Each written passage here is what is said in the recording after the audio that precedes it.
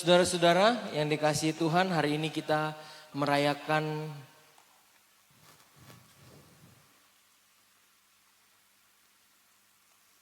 kebangkitan Kristus yang telah mengalahkan maut.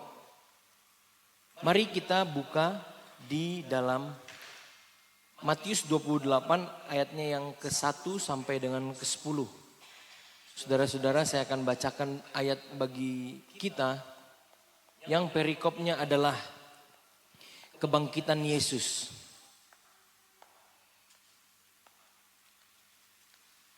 Di minggu pertama ini, tanggal 5 April 2026, kita merayakan kebangkitan Yesus. Maka demikian firman Tuhan. Saudara boleh mendengar. Setelah hari Sabat lewat menjelang menyingsingnya fajar pada hari pertama minggu itu, pergilah Maria Magdalena dan Maria yang lain menengok kubur itu. Maka terjadilah gempa bumi yang hebat. Sebab seorang malaikat Tuhan turun dari langit dan datang ke batu itu dan menggulingkannya lalu duduk di atasnya. Wajahnya bagaikan kilat dan pakaiannya putih bagaikan salju. Dan penjaga-penjaga itu gentar ketakutan dan menjadi seperti orang mati. Akan tetapi malaikat itu berkata kepada perempuan-perempuan itu, "Janganlah kamu takut, sebab aku tahu bahwa kamu mencari Yesus yang disalibkan itu. Ia tidak ada di sini sebab ia telah bangkit, sama seperti yang telah dikatakannya. Mari lihatlah ke tempat ia berbaring. Dan segeralah pergi dan katakanlah kepada muridnya bahwa ia telah bangkit dari antara orang mati. Ia mendahului kamu ke Galilea. Di sana kamu akan melihat dia. Sesungguhnya aku telah mengatakannya kepadamu." Mereka dan dengan sukacita yang besar dan berlari cepat-cepat untuk memberitahukan kepada murid-murid Yesus. Tiba-tiba Yesus berjumpa dengan mereka dan berkata, "Salam bagimu." Mereka mendekatinya dan memeluk kakinya serta menyembahnya. Maka kata Yesus kepada mereka, "Jangan takut. Pergi katakanlah kepada saudara-saudaraku supaya mereka ke Galilea, dan di sanalah mereka akan melihat aku." Puji Tuhan, haleluya. 2000 tahun yang lalu Yesus mati untuk saudara dan saya. Maka seperti janjinya dia akan bangkit, mengalahkan kematian pada hari yang ketiga. Kalau ada orang berdebat tentang hari yang ketiga, 3 hari, 3 kali 24 jam, maka 72 jam setelah kematiannya, banyak orang berdebat tentang hal-hal yang tidak substansial, saudara-saudara. Kita tidak tahu bahwa mengapa dikatakan pada hari yang ketiga. Karena pada zaman itu budayanya menghitung hari itu sore. Kalau sore sudah lewat, maka dihitung 1 hari. Sore lewat lagi dihitung 2 hari. Lewat lagi sore mau pagi, maka itu datanglah hari yang ketiga. Seperti itu saudara-saudara. Sehingga ketika kita mendengarkan orang berdiskusi dan berdialog, itu kita perlu mempelajarinya sesuai dengan bahasanya. Beberapa waktu yang lalu saudara-saudara, istri saya belajar tentang bahasa Batak. Saudara-saudara, suatu kali saya tanya, "Apa kabar?" Lalu saya bilang, "Dang tardok." Saudara tahu artinya dang tardok? Lalu istri saya bilang, "Tidak terkatakan." Artinya itu kan, "Tapi aku sudah bisa bahasa Batak," katanya. Saudara-saudara, kalau kita berbahasa Batak, tidak serta-merta kita tahu arti dari bahasa Batak. Saya tahu berbahasa Batak, hanya tahu artinya saja. Artinya saja, tapi saya tidak tahu makna dari kata itu. Ketika ada orang bertanya, "Apa kabar le?" "Dang tardok le." Saudara tahu artinya apa? Tidak terkatakan. Kata orang yang belajar bahasa Batak. Tetapi bagi orang yang mendengar dan mengetahui, mengerti, memahami apa arti dari bahasa Batak itu menunjukkan bahwa ada luka yang tidak bisa saya ceritakan kepada saudara. Bukankah begitu artinya? Haleluya. Ada hal yang sakit sekali sehingga saya tidak bisa menceritakannya kepada Anda. Kalau orang yang ngerti dengan makna bahasa Batak, maka dia akan mengerti apa arti dari kata dang tardok. Tapi kalau orang belajar bahasa Batak, lalu dia tanya, Apa artinya dang tardok tidak terkatakan? Oh, berarti dia tidak bisa mengatakannya. Artinya seperti itu saja. Sama seperti kita baca firman Tuhan hari ini. Kalau kita hanya membacanya dan melihatnya tanpa memahami situasi dan kondisi yang terjadi saat itu, kita tidak tahu maksud dari kalimat itu. Saudara-saudara yang dikasihi Tuhan, tema pada hari ini adalah kebangkitan dan kemenangan melawan maut. Kebangkitan Yesus adalah inti dari iman kekristenan. Maka tanpa kebangkitan, iman kita itu menjadi sia-sia. Puji Tuhan, haleluya. Saudara-saudara, kenapa dikatakan iman kita menjadi sia-sia? Paulus katakan pada suratnya di Korintus, di 1 Korintus 15 ayatnya yang ke-14 katanya.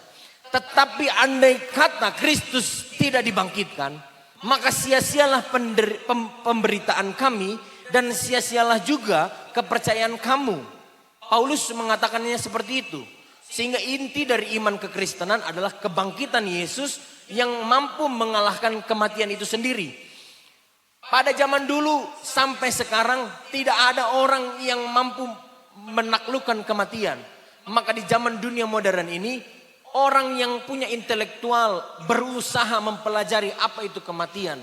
Teknologi, ilmu pengetahuan mulai mencari, meriset, meneliti apakah itu kematian, apakah pernafasan berhenti, apakah peredaran saja berhenti, peredaran darah, apakah sistem sarafnya saja yang berhenti, atau ada hal-hal lain yang jauh di atasnya yang berhenti sehingga ada kematian. Sehingga ilmu pengetahuan dan orang-orang yang belajar, peneliti-peneliti mempelajari tentang kematian. Dari detak jantung, dari listrik, dihitung semua. Bahkan kalau orang sudah dinyatakan mati, saudara, beberapa waktu yang lalu saya katakan orang sudah dinyatakan mati tapi dia bisa bergerak. Itu namanya spasmus. Spasmus itu adalah getaran-getaran dari saraf otot yang tersisa-sisa gerakan-gerakannya. Meskipun kita dikatakan sudah mati. Nah, oleh karena kebangkitan Kristus itu bukan sekedar mujizat saja, tetapi deklarasi kemenangan Allah atas dosa, maut dan kuasa kegelapan, saudara-saudara. Sehingga apakah Yesus mati dan bangkit itu sudah diceritakan jauh di dalam perjanjian lama? Sudah. Mazmur Daud mengatakan, sebab engkau tidak menyerahkan aku ke dunia orang mati, katanya seperti itu. Lalu Yesaya pun sudah menubuatkan hal-hal yang demikian tentang Mesias, yang mengatakan Mesias itu akan menderita, tetapi kemudian akan melihat terang, dalam Yesaya 53 kalau tidak salah ayatnya yang ke-10. Sehingga firman Tuhan mengatakan bahwa kata hidup kembali itu adalah mengandung konsep melanjutkan hidup atau kelanjutan hidup setelah kematian. Bukan hanya sekedar simbol saja Bapak Ibu dan Saudara.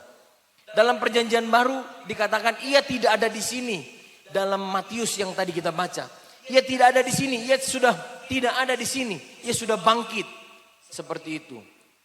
Kalau kita belajar tentang perjanjian baru, kata kebangkitan ini dituliskan dengan anastasis yang artinya bangkit, berdiri kembali. Seperti itu. Sehingga perjanjian baru mengatakan bahwa bukan sekedar hidup rohani, tetapi kebangkitan tubuh secara nyata. Puji Tuhan. Haleluya. Kebangkitan yang dilakukan oleh Yesus, yang dialami oleh Yesus, itu juga perlu dialami oleh kita sebagai orang-orang yang percaya. Kita bangkit bukan hanya sekedar kerohanian kita saja, tetapi fisik kita juga bangkit dari keterpurukan.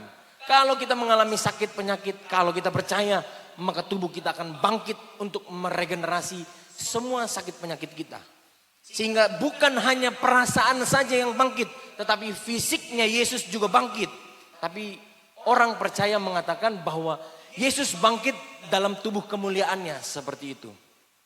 Lalu dalam perjanjian baru juga dikatakan kebangkitan itu artinya egeiro. Egeiro itu artinya dibangunkan dan diangkat, seperti itu ya.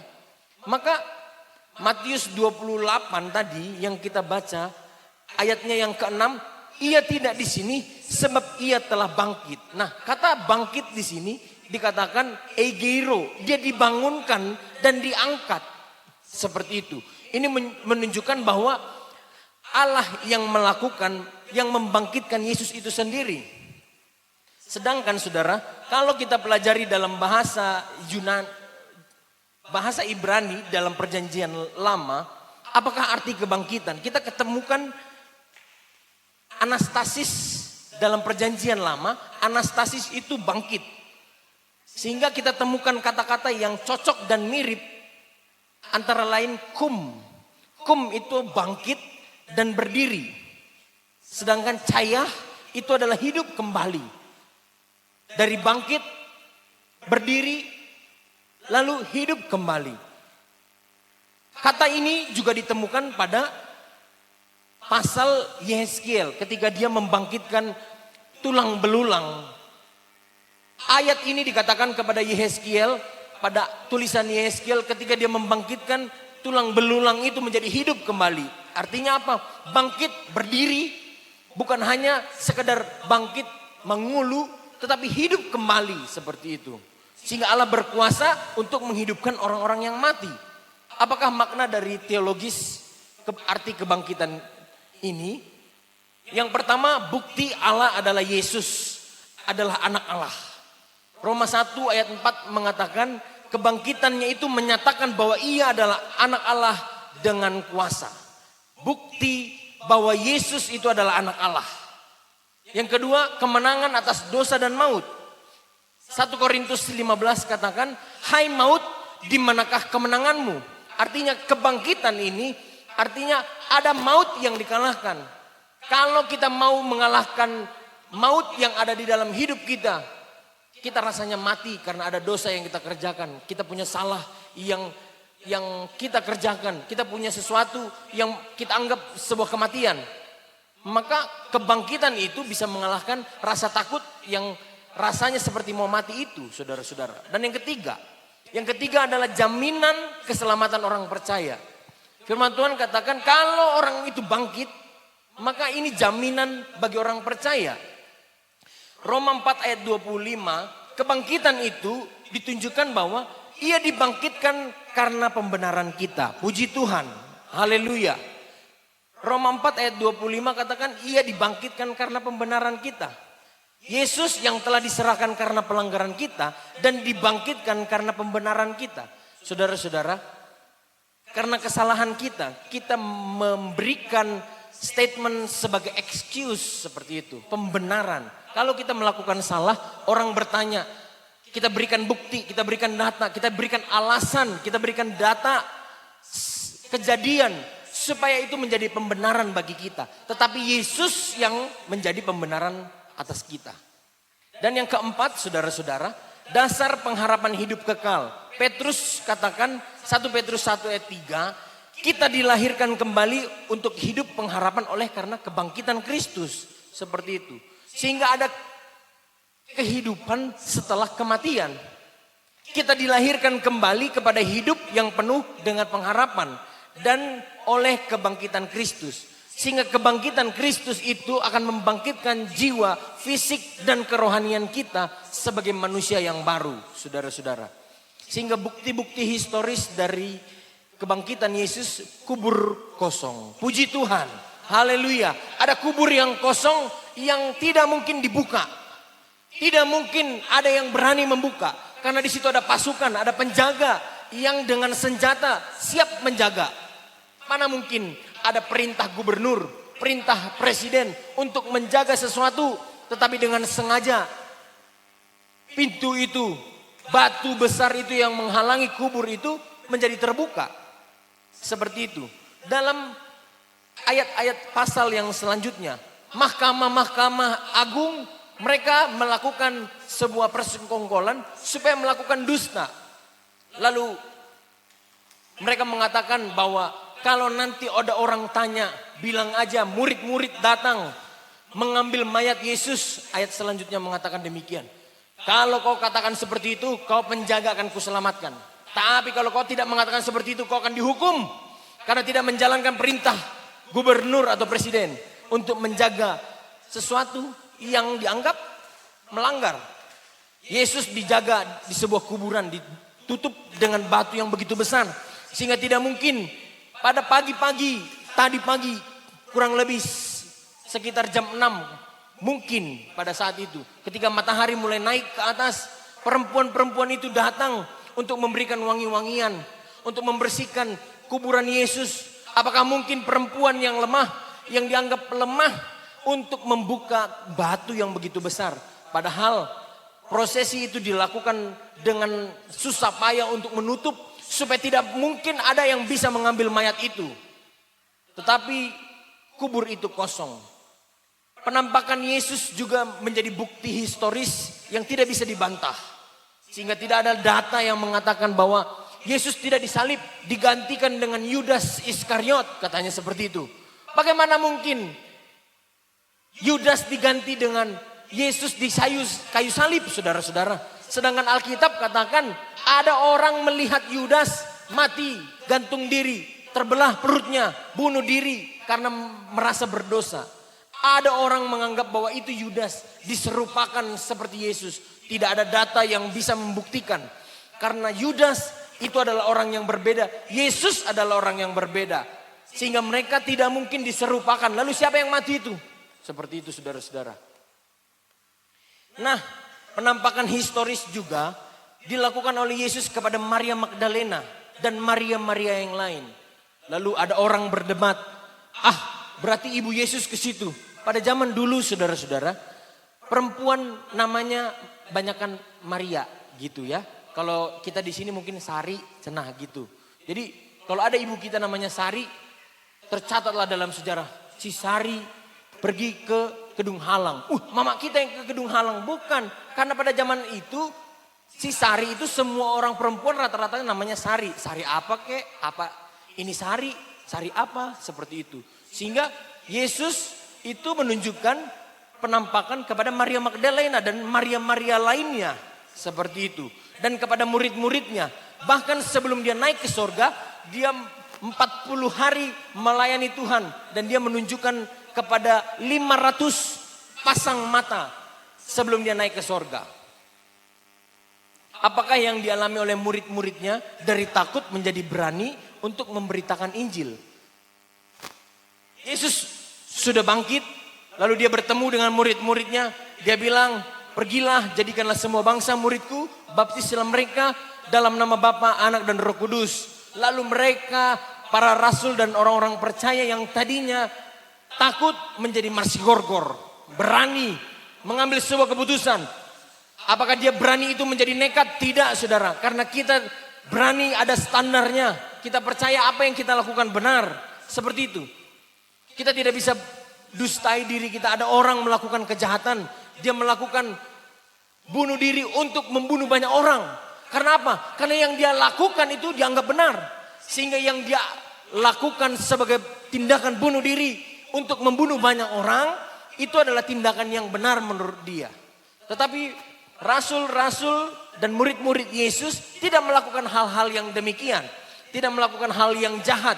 Dia memberitakan kebenaran, memberitakan firman, memberitakan Injil kepada semua orang. Mereka menginjil.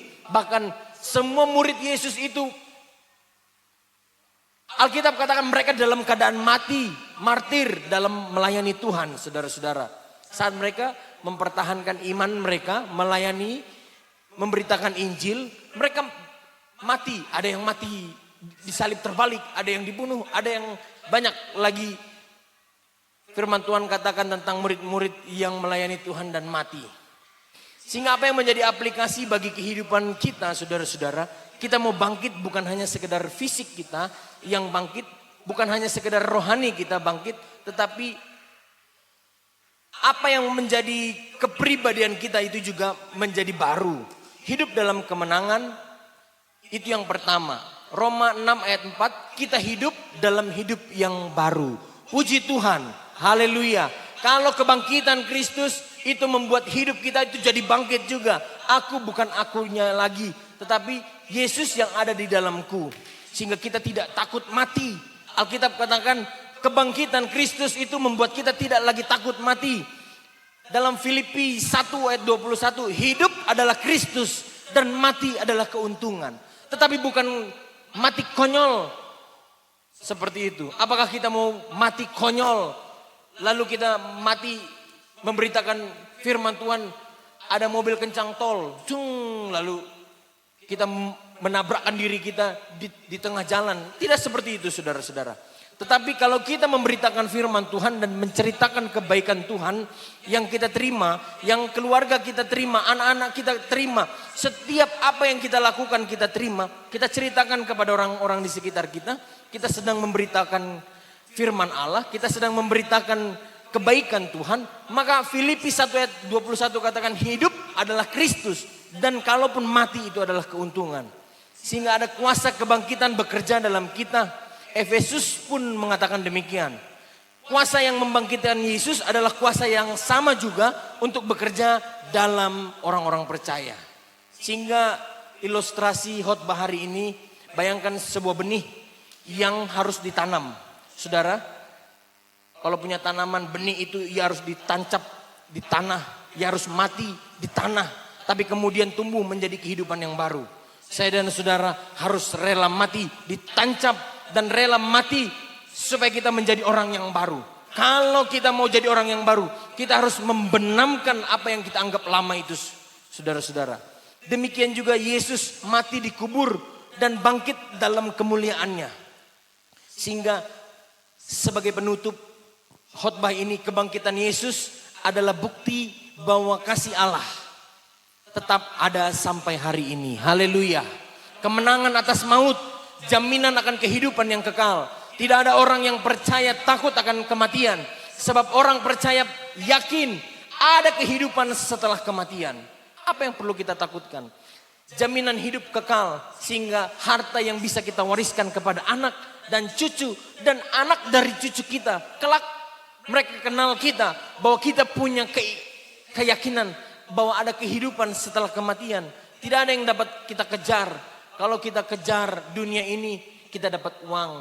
Lalu akhirnya kita capek, kita sakit. Lalu uang yang kita sudah kumpul, kita pakai untuk berobat. Lalu seperti itulah siklus. Kita berpikir bahwa, kalau aku rajin beribadah, kalau aku rajin memberi kepada Tuhan, rajin memberikan persembahan kepada Tuhan, sepertinya uangku kurang. Lalu bagaimana dengan orang yang tidak melakukan itu? Dia tidak beribadah dan tidak melakukan persembahan kepada Tuhan. Apakah hidupnya lebih baik? Seperti itu. Karena logika itu harus kita pakai. Seharusnya orang yang tidak datang beribadah, orang yang tidak rajin, dia lebih baik berdiam diri setelah kerja lalu di rumah. Dia harusnya lebih banyak uangnya. Karena logika itu kita pakai. Kenapa kita pakai logika itu tapi kita tidak pakai logika yang untuk terhadap diri kita? Sehingga apapun yang Tuhan percayakan kepada saudara, maka itu menjadi bagian saudara. Apa yang dipercayakan kepada orang lain itu adalah bagian mereka. Kita tidak bisa mengharapkan bagian yang seharusnya mereka terima itu menjadi milik kita. Apakah yang menjadi refleksi bagi kita? Apakah hidup kita sudah hidup dalam kuasa kebangkitan? Atau kita masih hidup dalam kubur dosa, ketakutan dan keputusasaan? Sehingga kita tidak jadi manusia yang baru.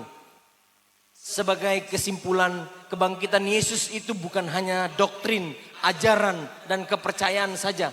Tetapi realitas yang mengubah hidup, kuasa yang membebaskan, pengharapan yang kekal.